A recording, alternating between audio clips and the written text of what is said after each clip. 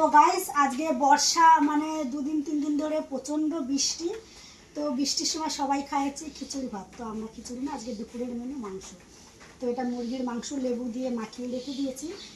আর এদিকে আছে দেখো আলু কেটে রেখেছি, আর এদিকে পেঁয়াজ কুচি, আর এটা হচ্ছে গিয়ে জিরে আর ধনে বাটা, রসুন বাটা, আদা বাটা, এটা কাঁচা লঙ্কা বাটা, আর হচ্ছে কি এটা শুকনো লঙ্কা বাটা।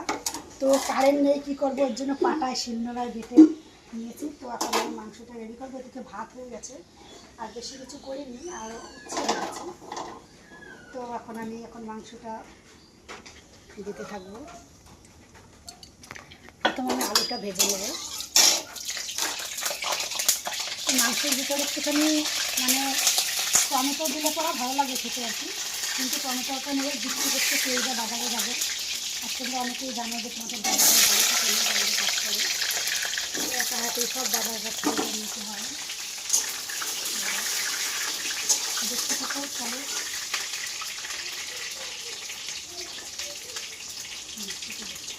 তো পেঁয়াজটা দেখো বাদামের কালার করে ভেজে নিলাম।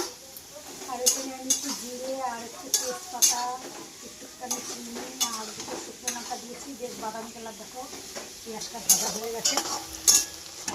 তো এখন আমি যে মাংসটা দিয়ে দেবো। এই মাংসটায় আমি লেবু মাখিয়ে রেখে দিয়েছিলাম। তো লেবুটা ব্যবহার করলে মাংসটা কিন্তু বেশ একটু মানে স্বাদই আলাদা নিয়ে চলে আসে। হ্যাঁ, মাংসটা কিন্তু ভাঙে না। তো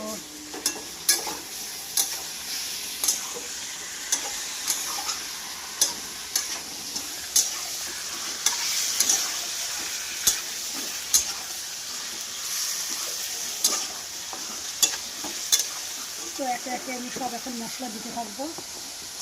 এখানে লবণ, পরিমাণ মতো লবণ, পরিমাণ মতো হলুদের গুঁড়ো,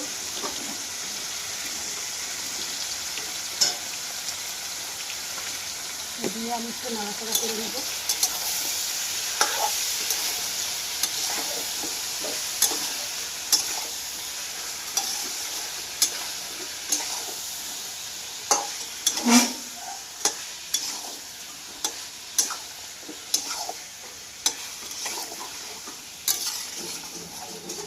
তো একে একে তারপরে কিন্তু এখানে আমি এই মশলাগুলো বেটে রেখে দিয়েছিলাম।